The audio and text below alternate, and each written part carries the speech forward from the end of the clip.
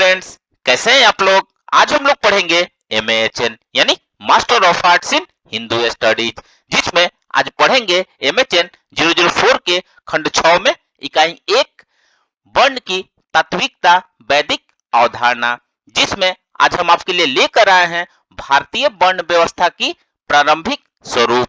तो video start करने से पहले जो भी फ्रेंड्स हमारे चैनल पे नए आए हैं कृपया चैनल को सब्सक्राइब कर ले और बेल आइकन को प्रेस कर दे, ताकि जो भी लेटेस्ट वीडियो हमारे चैनल पे आए वो सबसे पहले आपको मिल सके। तो आइए ज्यादा टाइम को न लेते हुए चलते हैं अपने टॉपिक पर।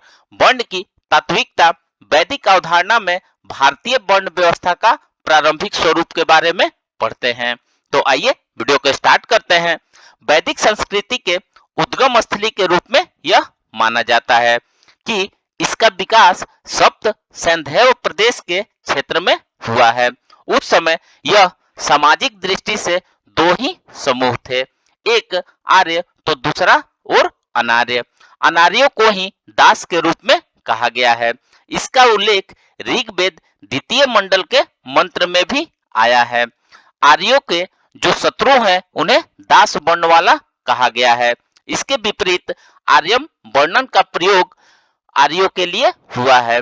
मंत्र में गुहा शब्द का प्रयोग गुफा अथवा जंगल के लिए हुआ है। इंद्र ने इन्हें नीचे गुफा स्थान में पहुंचा दिया या कर दिया था, लेकिन दास शब्द का जातिवादक अर्थ कालांतर में समाप्त हो गया। संस्कृति प्रारंभ में 3 समूहों में विभक्त थी और इन्हें जाति कहना उचित नहीं है, क्योंकि ये वर्ग अथवा अंग्रेजी में कहे गए तो क्लास के रूप में वर्गीकृत समाज था, जिसे हम कास्ट के रूप में स्वीकार नहीं कर सकते, क्योंकि राजन्य शब्द का व्यवहार क्षत्रिय के लिए होता है, परंतु राजन्य मंत्र दृष्टा ऋषि भी हुए हैं। मंत्र दृष्टा होने का तात्पर्य वे हैं कि वे पुरोहित भी है। इसका सर्वोत्तम उदाहरण के रूप में हमारे सामने महर्षि विश्वामित्र हैं, जो राजा हैं और ऋषि तो वे हैं ही। ऋग्वेद का उदाहरण का भी ध्यान देने योग्य है, जहां कहा गया है कि मंत्र का स्रोत पाठ करने वाला हूँ, मेरे पिता चिकित्सक है, मेरी माँ पिसनहारी है, अर्थात एक ही परिवार में अनेक वर्ग है। इससे तो यह हम कह सकते हैं कि हमारी वर्ण व्यवस्था आज जो हमारे सामने है वह बनी बनाई व्यवस्था है। इसके विकास क्रम की अनेक कथाएं वेद से लेकर उपनिषद साहित्य तक विस्तार से देखी जा सकती है। आचरण एवं व्यवहार की पवित्रता ही वस्तुतः वर्ण व्यवस्था का आधारभूत कारण बना। आइए अब नेक्स्ट पढ़ते हैं, सृष्टि का उद्भव एवं पुरुष। यहाँ यह भी समझना आवश्यक है कि सृष्टि के सृष्टा एवं नियामक कौन है। इस विषय में भ्रांति हो जाती है कि जबकि भ्रांति होने का कोई कारण नहीं है। सभी तत्व एक ही सृष्टा के पर्याय हैं, वही अपने ही एक रूप को अपने ही समान अनेक रूपों में प्रस्तुत करता है, जिसे वेद में बहुत ही सरल ढंग से कहा गया है। इसी को विद्वान लोग अनेक नामों से स्मरण करते हैं।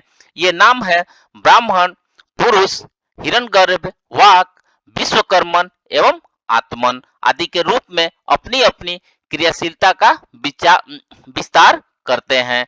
सबको अर्थात संपूर्ण सृष्टि के विस्तार को जानने के लिए इन देवत्वों की क्रियाशीलता को अलग अलग रखकर हम समझ सकते हैं कि, लेकिन इस भ्रांति को मन से दूर रखना चाहिए कि इस नाम का कोई स्वतंत्र सत्ता है।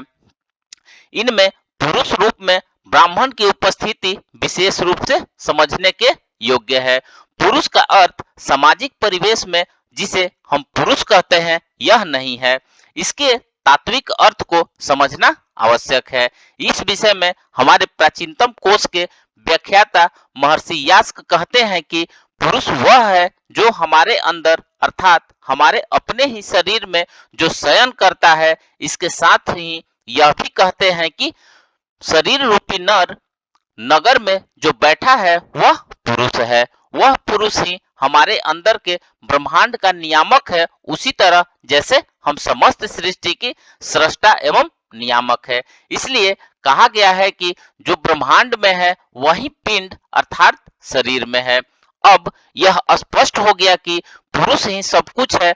ब्राह्मण के इस स्वरूप को वेद की सभी संहिताओं में किसी न किसी रूप में प्रस्तुत किया गया है, लेकिन ऋग्वेद संहिता की शाखल शाखा तथा अथर्ववेद की शौनक शाखा की संहिता में भी यह उपलब्ध है। शाखा के भेद के कारण थोड़ा अंतर जरूर है, लेकिन तत्व एक ही है, क्योंकि दोनों सूक्तों के दृष्टा एक ही ऋषि हैं, जिनका नाम नारायण है। वस्तुतः नारायण ही ब्रह्म स्वरूप है, उनके अतिरिक्त कौन अपने को व्यक्त कर सकता है। इस सूक्त का देवता पुरुष है, वह पुरुष जो अपने अंदर विराजमान है। वह सब कुछ है, अर्थात मनुष्य रूप में भी वह सब कुछ है। जैसे वह अपने को सब रूपों में प्रस्तुत करता है, मनुष्य भी देव स्वरूप हो सकता है। वह एक होते हुए भी चारों वर्णों को समेटे हुए हैं, जबकि वह किसी वर्ण का नहीं है। यहाँ पर हम लोग उससे केवल एक स्वरूप की चर्चा करेंगे, अर्थात पुरुष वर्ण के साथ साथ क्या संबंध है। आइए अब नेक्स्ट पढ़ते हैं ऋग्वेद का पुरुष सूक्त। वेद में वर्णित पुरुष सूक्त ही अनंत शक्तियों का द्योतक है। वह अनंत सिर वाला एवं अनंत बाहुओं वाला है। इसी सूक्त के 12वें मंत्र में प्रथम बार वर्ण के 4 स्वरूपों का वर्णन हमें प्राप्त होता है, जो इस प्रकार है। यह मंत्र इसी रूप में अथर्ववेद में भी देखा जा सकता है। इस मंत्र का अर्थ विचारणीय है। पुरुष सूक्त के इस मंत्र पर भाष्यकार सारणाचार्य लिखते हैं कि कहने का तात्पर्य यह है कि ब्राह्मण जाति विशेष की उत्पत्ति विराट पुरुष के मुख से तथा बाहु से क्षत्रिय जाति की उत्पत्ति हुई है। इसी तरह उरु के द्वारा वैश्य जाति की उत्पत्ति हुई और पैर से शूद्र जातिमान पुरुष की उत्पत्ति बताई गई है। वेद के प्रसिद्ध विद्वान श्रीपाद दामोदर सातवलेकर जी इसकी व्याख्या करते हुए कहते हैं कि पांव के लिए शूद्र उत्पन्न हुआ है।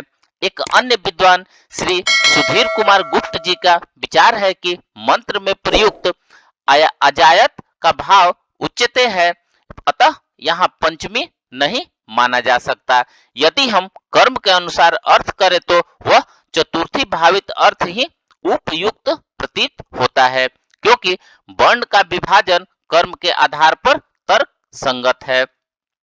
ऋग्वेद के में दास वर्ण से असुरों को लिया गया है।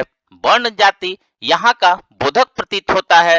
वैदिक साहित्य में शूद्र शब्द कभी हीन अर्थ में नहीं प्रयुक्त हुआ है। वैश्य को विराट पुरुष का उग भाग, ब्राह्मण को मुख, क्षत्रियो को बाहु और शूद्र को चरण कहा गया है। प्रथम 3 अंगों को समझने में कदाचित श्रम नहीं करना पड़ता, लेकिन इस भाग को निर्देशित करने में मत विभिन्न है। वर्ण की महत्ता का प्रमाण यही है कि वैदिक साहित्य में जहाँ कहीं भी अन्य जातियों का उदाहरण आया है, वहाँ इसके साथ ही वर्ण व्यवस्था का स्वरूप प्रस्तुत किया गया है। प्राय एक एक अंग अपने उत्पत्ति स्थान के पूरक है। जैसे मुख और ब्राह्मण पुष्टि सभी धर्म ग्रंथों से होती है। वैदिक साहित्य के क्षेत्र में यान खोंदा ने विशेष श्रम किया। उनका विचार है कि आर्यों के जो शत्रु थे उनको दास वर्ण अर्थात दास के रंग वाला कहा गया है। इसके पुष्टि में वे आर्यम वर्णन का उदाहरण देते हैं। वस्तुतः यह बात तो सिद्ध है कि 3 वर्णों के साथ चतुर्थ वर्ण की उपस्थिति आर्य सभ्यता के समय से ही विद्यमान थी, जो कालांतर में दास वर्ण से सेवक के रूप में परिवर्तित हुई। फ्रेंड्स, इस प्रकार से आज हमने वर्ण की तात्विकता, वैदिक अवधारणा में भारतीय वर्ण व्यवस्था का प्रारंभिक स्वरूप के बारे में पढ़ा। तो मिलते हैं एक नए वीडियो के साथ में, तब तक हमारे चैनल पे बने रहिए। धन्यवाद।